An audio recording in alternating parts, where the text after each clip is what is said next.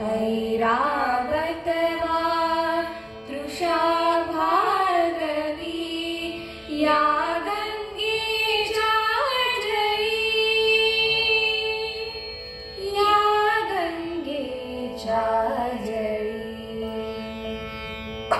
नील तुझे प्रतिबिंब मिसळता धवल जान्हवी मध्ये, गमेल झाला गंगा यमुना संगम भलत्या स्थळी, संगम भलत्या स्थळी। वाह वाह, किती सुंदर अनुवादित श्लोक आहे हा। मेघा, तुला कैलास पर्वताची शुभ्र धवल शिखर पाहून खूप समाधान वाटेल आणि तिथे तू थोडा विसावशील ना तेव्हा कसा दिसशील माहितीये?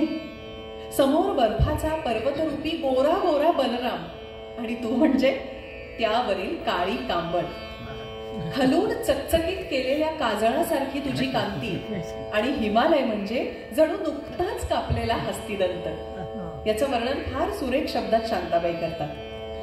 हस्तिदंत नुकताच कापिला धवल वर्ण तो ऐसा गिरीवर, हस्तिदंत नुकताच कापिला धवल वर्ण तो ऐसा गिरीवर, स्निग्ध काजळा समान काळा उतरशील तू जेव्हा त्यावर, तव संपर्के मिरविल गिरितो, तव संपर्के मिरविल गिरितो ऐसा नयनाभिराम तोरा, कांबळ काळी खांदी टाकून उभा जणू बलरामच गोरा, उभा जणू बलरामच गोरा।